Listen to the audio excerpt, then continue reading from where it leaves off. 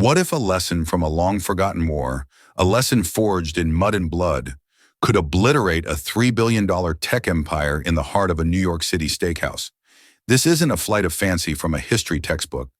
This is the story of how Julian Thorne, the enfant terrible of predictive analytics, a man who saw the world as a data stream to be conquered, had the deal of his lifetime disintegrate before his very eyes. It wasn't a market fluctuation or a corporate raider that laid him low. It was a 22-year-old waitress he made the fatal mistake of calling stupid, a young woman who happened to be the last scholar of a dying art, the study of character. Stay with me as we peel back the layers of this extraordinary evening, to see how a single act of contempt exposed a catastrophic flaw in a modern genius, and how the woman he tried to humiliate used the forgotten wisdom of the past to seize control of her future. The Gilded Bull was an institution, a relic from an era when business was done face-to-face, over 3-inch thick steaks and tumblers of bourbon that cost more than a weekly grocery bill.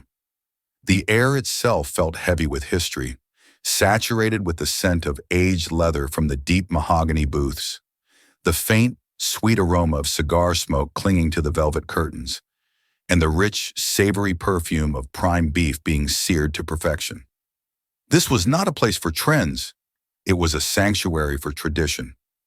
The men who dined here were the bedrock of the American economy, their names etched onto buildings and foundations, their fortunes built on steel, oil, and uncompromising will. Moving through this hushed masculine world was Clara Mayhew, a figure of such quiet efficiency she was practically invisible. To the patrons, if they registered her at all, she was a seamless part of the restaurant's flawless machinery.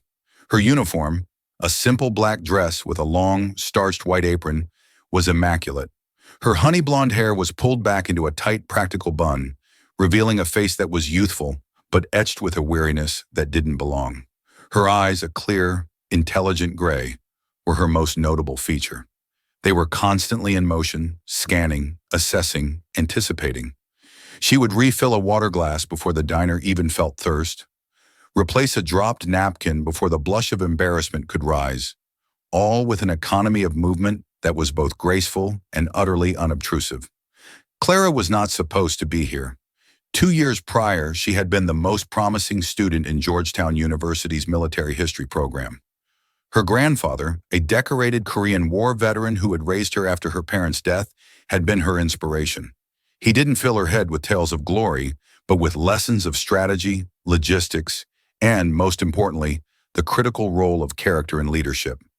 He would spend hours with her at the local VFW hall, nursing a single beer, explaining how a general's arrogance could lose a battle before the first shot was fired, or how a captain's respect for his men could turn a certain defeat into a legendary victory. War, Clarabelle, he'd say, his voice a gravelly rumble, is 90% seeing the man, not the map. Her senior thesis, a comparative analysis of command failures in the Ardennes, and the Battle of Chosin Reservoir, was already generating buzz. A future in academia or at a respected think tank seemed assured. But then her grandfather's strong heart had finally faltered. A series of strokes left him needing constant, expensive care in a specialized facility. The scholarships and grants weren't enough. The future dissolved into a stack of mounting bills. So Clara had come home to New York, trading the hallowed halls of Georgetown for the polished floors of the Gilded Bull, the one place she knew she could earn enough in tips to keep her grandfather comfortable, to ensure the man who had given her everything had the dignity he deserved at the end.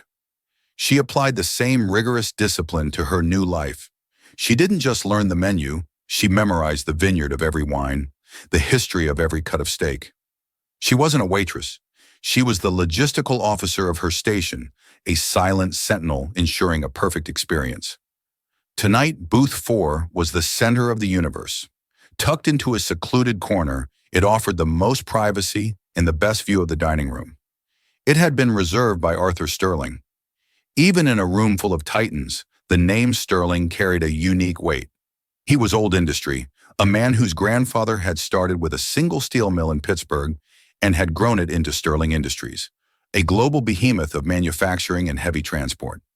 Arthur, now in his late 60s, had the quiet, unshakable authority of a man who had never needed to raise his voice to be obeyed. His hair was a thick mane of silver, and his face, lined with the stress of 1,000 boardroom battles, looked as though it were hewn from the very iron his company forged. When he entered, he moved with a deliberate, steady gait. He greeted the maitre d' by his first name and nodded to Clara with a brief but respectful glance that acknowledged her existence, a small courtesy that was increasingly rare. His dinner guest was a stormfront in human form. Julian Thorne arrived 15 minutes late, talking loudly into a transparent smartphone that looked more like a prop from a science fiction movie. He was the wunderkind of Silicon Valley, the CEO of Nexus Innovations. His company's AI, Prometheus, was revolutionizing supply chain logistics, and he was the face of the new, data-driven economy. Barely 35, he was dressed in what Clara recognized as a deliberate costume of anti-corporate rebellion. A $1,000 black t-shirt, artfully distressed jeans, and sneakers so white they seemed to generate their own light. A ridiculously oversized chrome watch dominated his wrist. He didn't acknowledge the staff, brushing past the maitre d' and sliding into the booth opposite Sterling, placing his phone face up on the table where it immediately began to pulse with notifications. "Arthur, good to see you," Thorne said, his voice a notch too loud for the hushed room. It wasn't a greeting, it was an announcement of his arrival. "Sorry, had to close a seed round for a new drone venture. West Coast is just lighting up. Anyway, let's get into it. My guys finished the final simulations for the Project Apex integration." Arthur Sterling simply raised a hand, a gesture of calm that was more powerful than a shout. He caught Clara's eye. "Let's allow the young lady to do her job first, Julian. We'll have a drink. We'll order. Then we'll talk business." Clara stepped forward, her notepad ready. "Good evening, gentlemen.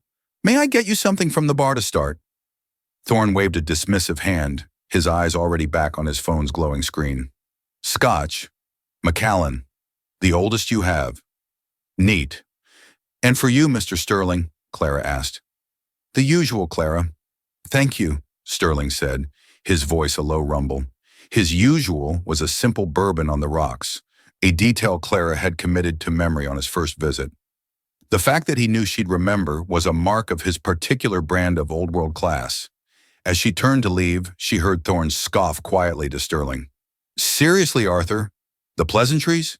We're on the verge of a $3 billion deal that will reshape global commerce, and we're acting like we're at a social club."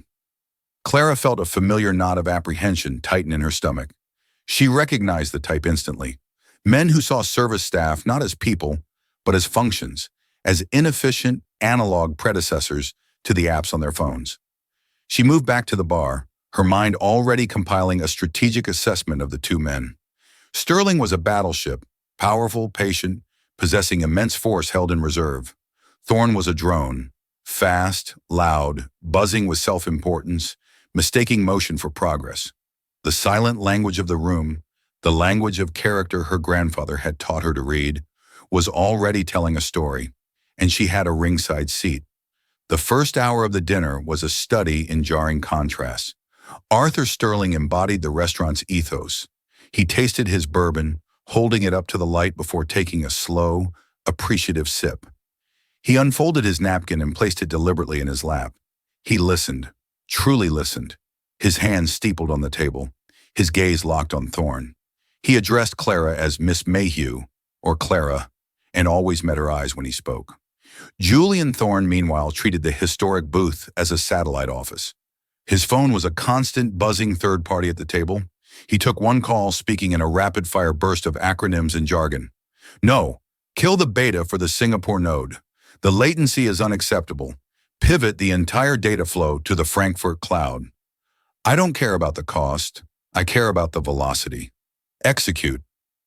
He conducted the call without lowering his voice, an act of territorial marking that drew disapproving glances from nearby tables, which he either didn't notice or didn't care about. He grilled Clara on the menu with the intensity of a prosecutor. "This dry-aged porterhouse," he demanded, tapping the menu with a manicured finger. "What's the exact number of days it's aged? 40, 45? And your sourcing, is it from a single herd ranch or a consortium?" Clara answered each query with unruffled precision. It is a 42-day dry-aged piece from a single-herd farm in Nebraska, sir. They use a specific alfalfa grain feed that enhances the marbling. She had spent her break last week reading the supplier's manifest, not because she had to, but because she believed in knowing her terrain. Thorne just grunted as if he had caught her in a minor inconsistency only he was clever enough to spot. Fine, I'll have that. Rare, charred on the outside, and it better be right. The business at hand, Project Apex, was a monumental fusion of old and new. Sterling Industries owned a vast, physical empire of factories, cargo ships, and freight trains, the steel arteries of commerce. Nexus Innovations had Prometheus, the AI brain that could optimize every inch of it. The AI could predict production bottlenecks before they happened, reroute ships around developing weather systems in real time, and manage rail schedules with a level of efficiency that would make a Swiss watchmaker weep.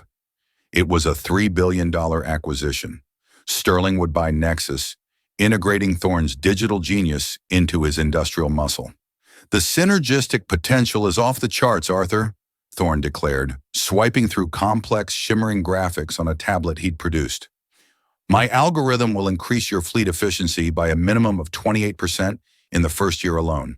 28%. We're not just trimming fat, we're re-engineering the entire skeleton of global logistics. This isn't a deal, it's the future. Arthur Sterling nodded slowly, his expression unreadable. He seemed less captivated by the glowing charts than by the man presenting them.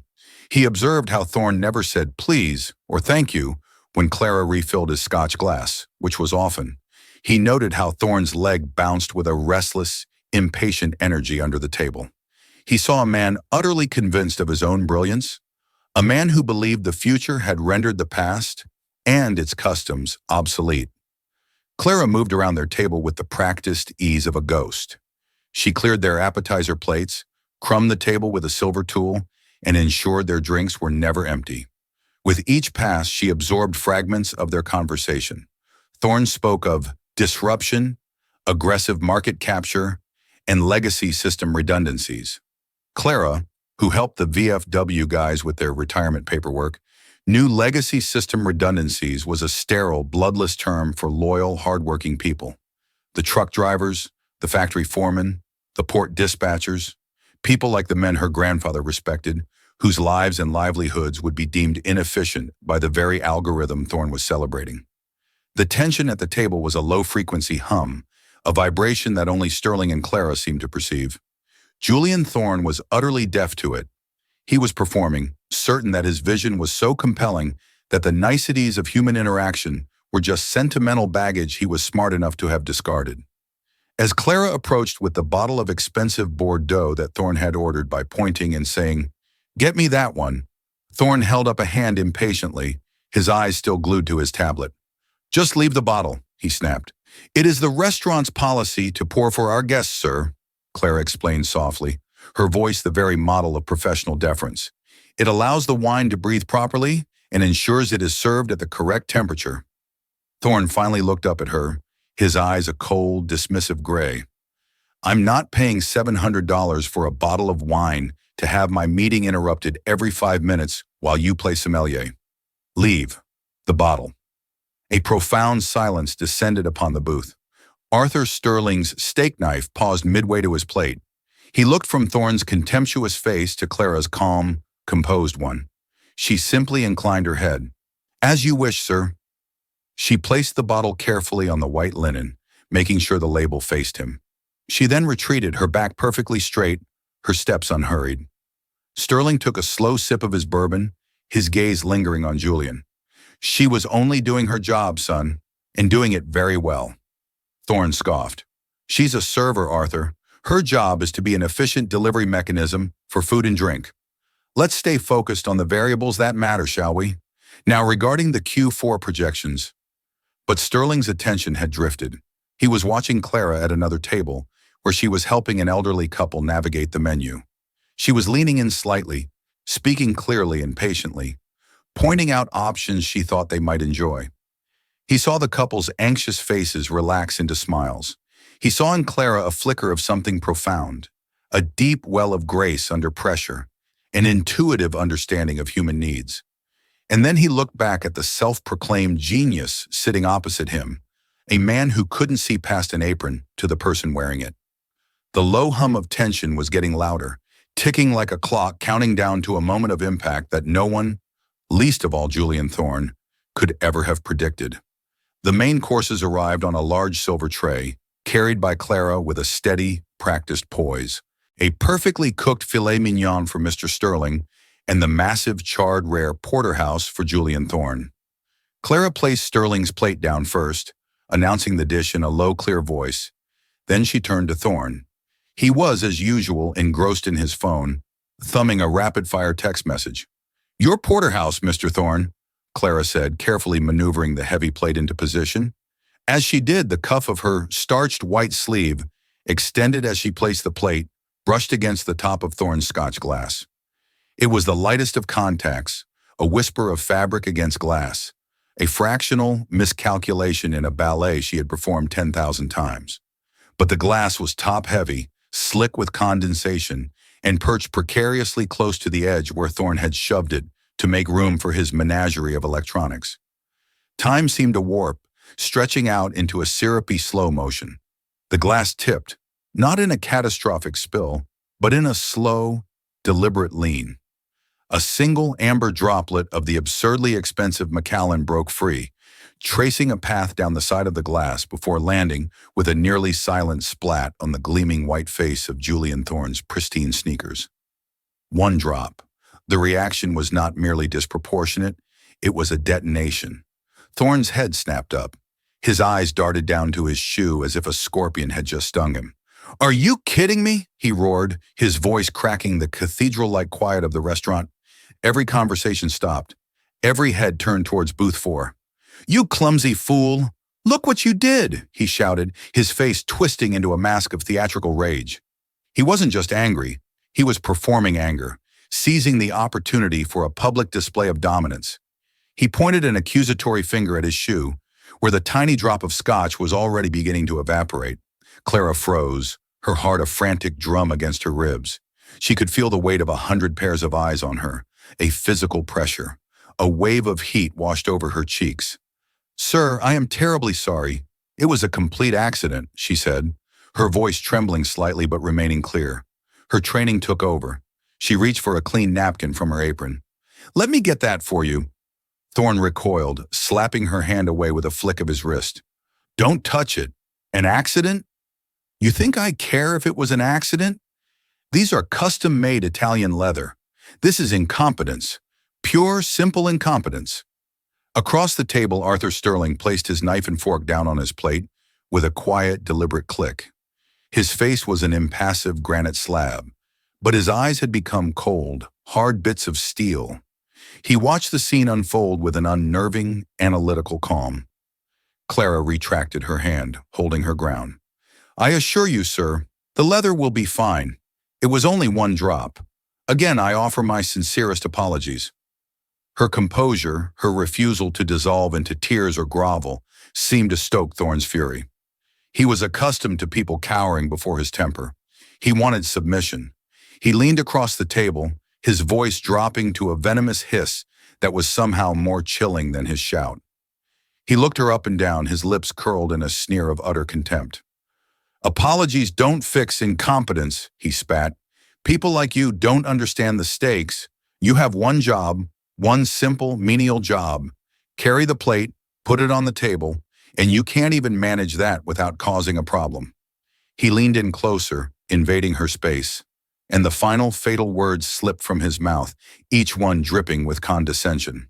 "Are you just completely stupid?" The word hung in the thick, silent air. Ugly, sharp, final. It was not a question. It was a verdict, delivered by a man who believed his net worth gave him the divine right to measure the intelligence of others. For Clara, the world tilted on its axis. She heard the word, and it was a physical blow. Stupid. After all the years of academic dedication, the late nights in the library, the passion for history and strategy, the agonizing sacrifice she had made for the grandfather who believed she was brilliant, it all came down to this. In this man's world, she was just a stupid girl in an apron. A flicker of raw, profound hurt crossed her face, a fleeting shadow that only a man like Arthur Sterling, a man trained to watch for the slightest tells, would have noticed. Then something inside her shifted. It wasn't anger that rose up, but a cold, crystalline clarity. The fear evaporated, replaced by a bulwark of resolve. The years of being invisible, of biting her tongue, of smiling through the casual cruelties of entitled men, it all coalesced into a single point of tempered steel in her spine. She remembered her grandfather's words spoken from his hospital bed just last week. Dignity, Clarabelle, is the one piece of ground you never surrender, no matter the odds. She straightened her posture, lifting her chin. She met Julian Thorne's furious gaze not with fear, but with an expression of unshakable analytical calm. She did not cry. She did not shout back. She simply held his gaze, and in that moment, the power dynamic of the entire room began to invert. Across the table, Arthur Sterling saw it all.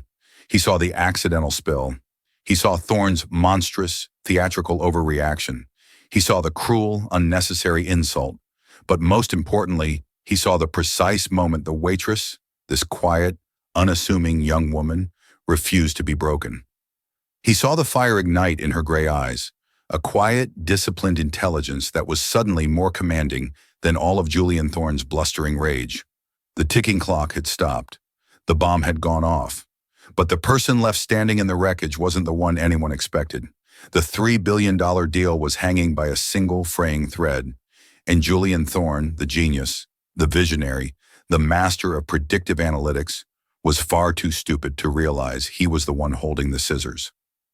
The silence in the Gilded Bull was absolute, a heavy shroud of shock and vicarious humiliation. Julian Thorne stood there, chest puffed out, still glaring at Clara, expecting her to crumble or be summarily dismissed by the approaching maitre d'. He was waiting for his triumph, a public confirmation of his status. It never came. Clara did not break his gaze. Her face remained a mask of professional neutrality, but her eyes were alive with a new, focused light. The hurt had been burned away, replaced by a cold, strategic fire. She took a single, deliberate breath. Then she spoke. Her voice was no longer the soft, deferential tone of a waitress. It was level, crisp, and possessed a chilling precision. "No, Mr. Thorne," she said, her voice carrying easily through the silent dining room. "I am not stupid, but you have just made a profoundly stupid mistake." Thorne blinked, momentarily stunned by her audacity. "What did you just say to me?" he hissed, his face flushing a dangerous shade of red. Before he could escalate further, Clara's gaze shifted from his face down to the tablet still glowing on the table, its screen displaying a complex logistical map for Project Apex. Her eyes, trained to find patterns in the chaos of battlefields and historical texts, scanned the screen for a fraction of a second. She had been absorbing pieces of their conversation all night, the buzzwords, the boasts, the strategic vision. Fueled by a surge of adrenaline, her mind, her true Georgetown mind, connected the dots with the speed of a supercomputer.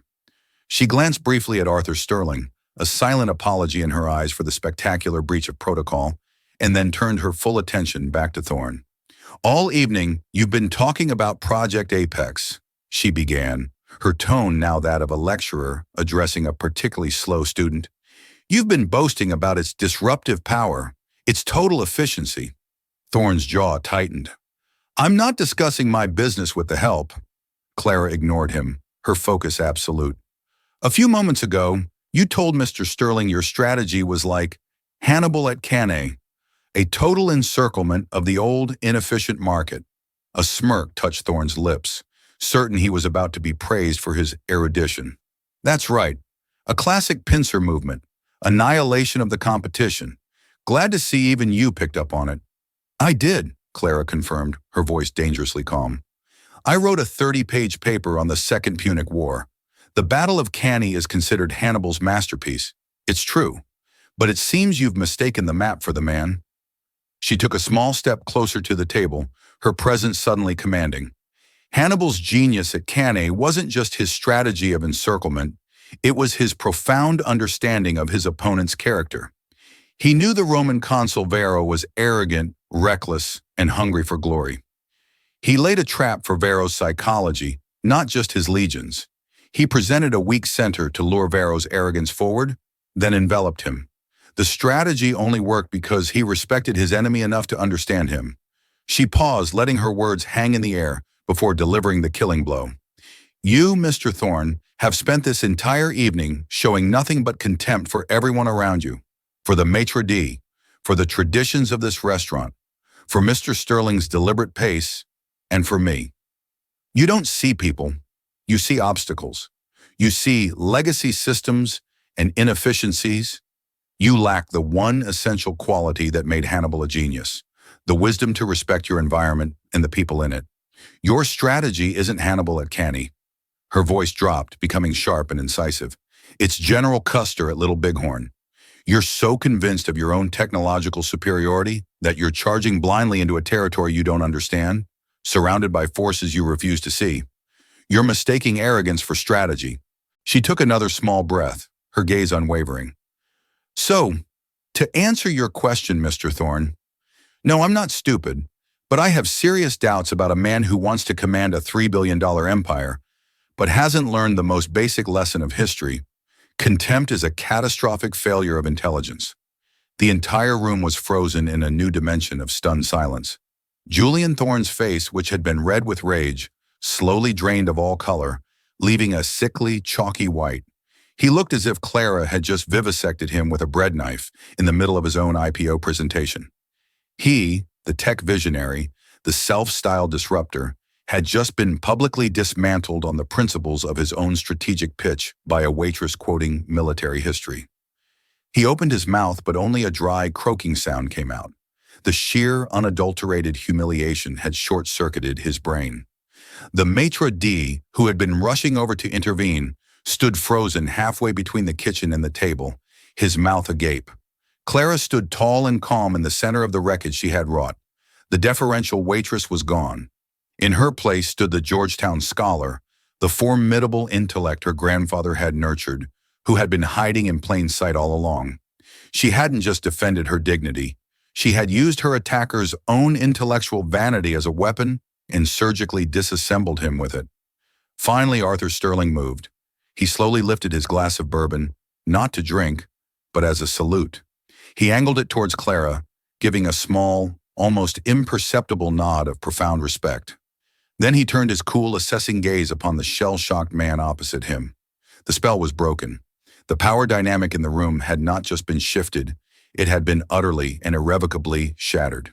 And the deal, the $3 billion future of global commerce, was now flatlining, its fate resting not on algorithms or projections, but on the quiet, unyielding fury of a man who valued character above all things. The silence that followed Clara's intellectual demolition of Julian Thorne was different. It was no longer the silence of shock, it was the silence of judgment. The other diners, the old lions of finance and industry, were no longer watching a scene. They were witnessing a verdict being delivered. Julian Thorne finally found his voice, a strangled, desperate rasp. "You're fired," he stammered, pointing a trembling finger at Clara. "You're done. Finished." A low, humorless chuckle rumbled from across the table. It was Arthur Sterling. He placed his napkin neatly beside his untouched steak and folded his large, weathered hands on the table. The hint of warmth that had been in his eyes earlier was gone, replaced by glacial ice. "You seem to be under the impression that you have some authority here, Julian," Sterling said, his voice quiet but carrying the immense gravity of his power. "You are a guest in this establishment, and you are a guest at my table. You will not speak to this young woman, or anyone, in that manner again." Thorne, desperate to salvage some shred of his shattered authority, turned on Sterling. "Arthur, this is insane. She humiliated me. We're talking about a $3 billion acquisition. Are you going to let some nobody waitress derail the most important merger of the decade over a drop of spilled scotch?" Arthur Sterling's expression hardened into granite. "A drop of spilled scotch? Is that what you think this was about?" He leaned forward, his voice dropping low, intended only for their table, yet it seemed to suck all the air out of the room. "I grew up in the shadow of a steel mill in western Pennsylvania, Julian. My father worked in that mill for 40 years. He came home every night covered in soot and grime, his hands raw and calloused, so that I could have clean clothes and a college education. My mother, he continued, his voice now a quiet, dangerous growl, she cleaned the offices of the mill executives. She scrubbed their floors, emptied their trash cans. She was invisible to them, but she was the strongest person I ever knew. She taught me that you can't build anything that lasts, not a bridge, not a company, not a country, on a foundation of disrespect. Sterling's eyes, like chips of flint, bored into Thorne. Those men she worked for, the old guard, they were tough sons of bitches, but they knew my father's name. They asked about his family. They understood that the man who forged the steel was just as important as the man who sold it. They understood something you, with all your data points and algorithms, will never comprehend. A person's true worth isn't measured by how they treat their superiors. It's measured by how they treat the people they believe are beneath them. He gestured with his head toward Clara, who stood frozen, listening to this unexpected, powerful defense. Tonight I watched you. I watched you swagger in here like you owned the place. I watched you bark orders. I saw you treat this young woman, who has demonstrated more intelligence, grace, and strategic insight in the last 5 minutes than you have in the last 3 hours. As if she, and the silence that descended in the wake of Arthur Sterling's departure was not empty. It was a physical presence, a vacuum packed with the weight of 1,000 unasked questions and the electric hum of shared astonishment. It was the sound of a paradigm shattering. Julian Thorne remained in the booth, a statue carved from ash and disbelief. His entire world, a meticulously constructed edifice of data, dominance, and self-aggrandizing brilliance, had been leveled by a 22-year-old waitress and an old-world titan who valued character over code. The vibrant, pulsing notifications on his phone, once symbols of his importance, now seemed to be tiny, mocking heartbeats counting down the seconds of his irrelevance. For a long moment, he simply stared at the space where Sterling had been, as if his sheer analytical force could reverse time and rewrite the preceding 10 minutes. Then his gaze shifted, slow and venomous, to Clara. It was a look of pure, unadulterated loathing, the look of a god who has just been struck down by an insect. There was no comprehension in his eyes, no flicker of self-awareness. There was only the narcissistic rage of a man whose carefully curated reality had been declared a fiction. He saw her not as the author of his downfall, but as a glitch in the matrix, an anomaly his perfect system had failed to predict. The ambient noise of the restaurant began to seep back in, not as the confident murmur of before, but as a series of nervous, furtive whispers. Forks clinked against plates with apologetic softness. Glasses were raised with hesitant hands. From a corner booth, a man with a shock of white hair and the unmistakable bearing of a lifelong Wall Street predator slowly, deliberately began to applaud. It was a soft, rhythmic clap, not of celebration, but of cold, clinical appreciation for a masterclass in corporate execution. A few others joined him, creating a sparse, surreal patter that was 1,000 times more damning to Thorne than any shouting could have been. It was the sound of his own class, his own people, watching him bleed out and finding the spectacle fascinating. That was the final stimulus that broke his paralysis. With a convulsive, graceless movement, he scrambled to his feet. His hands, usually so deft on a keyboard or a transparent screen, were clumsy and fumbling. He swept his phone and tablet off the table, the expensive chrome watch on his wrist catching the light as he shoved them into a sleek leather bag. He didn't look at Clara again.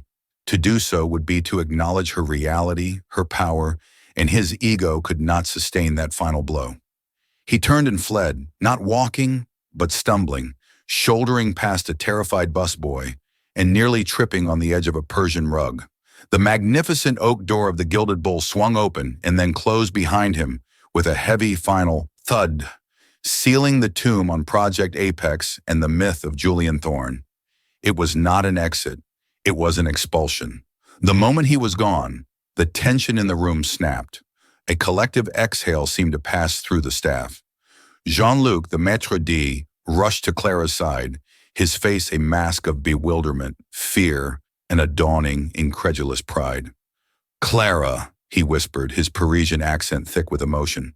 Mon Dieu, are you all right? Clara looked down at her own hands. They were trembling, not violently, but with the fine, high-frequency tremor of a bell that has been struck. In one hand, she clutched Arthur Sterling's business card. It was thick, creamy stock, the embossing of his name a series of ridges under her thumb. It felt less like paper and more like a slate tablet on which a new law had been written. I think so, Jean-Luc, she managed, her voice a reedy whisper. The adrenaline that had forged her words into weapons was now draining away, leaving behind a vast, hollow space filled with a terrifying, exhilarating silence. That was... Jean-Luc struggled for a word, finally settling on one. Magnifique. He looked at her not as a subordinate, but as a fellow survivor of a battle he had never had the courage to fight. The tip, he said, remembering Sterling's final command. He said $5,000 for you, and that you were not to be reprimanded. He shook his head in wonder. I have worked here for 25 years. I have seen deals made that have moved nations. I have seen senators weep into their cognac. I have never ever seen anything like that. The rest of her shift passed in a surreal haze. She was an object of fascination. The sommelier, who had never given her more than a curt nod, approached and quietly topped up her water glass, murmuring, "Well played, mademoiselle. Very well played."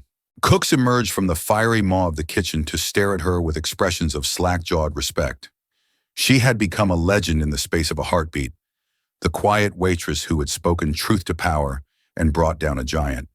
But as she cleared tables and mechanically refilled wine glasses, the victory felt distant, an event she had watched happen to someone else.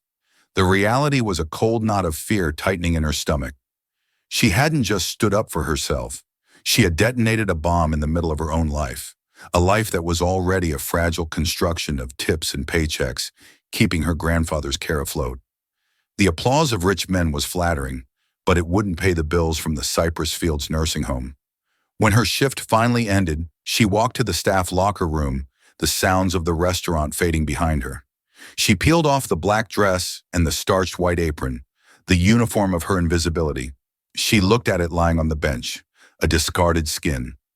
For 2 years, it had been her armor and her cage, allowing her to move through the world of the powerful, unseen, and unheard. Tonight, she had torn it open from the inside.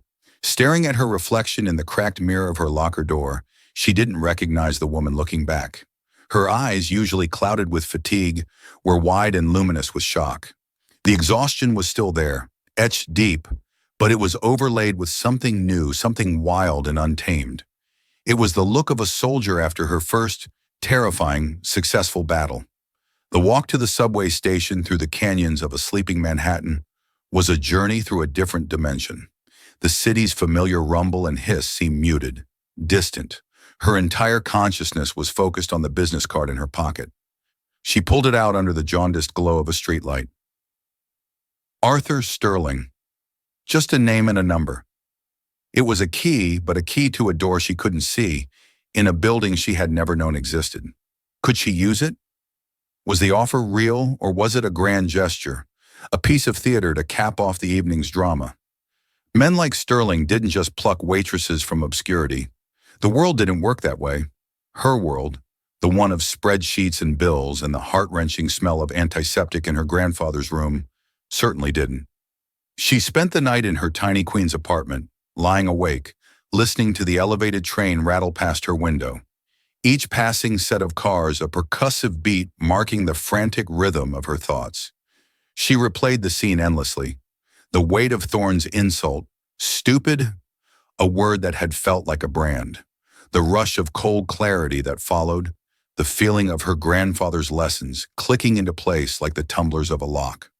The words had come from a place she thought she had buried, the part of her that had once debated Clausewitz and deconstructed Sun Tzu in sun-drenched seminar rooms.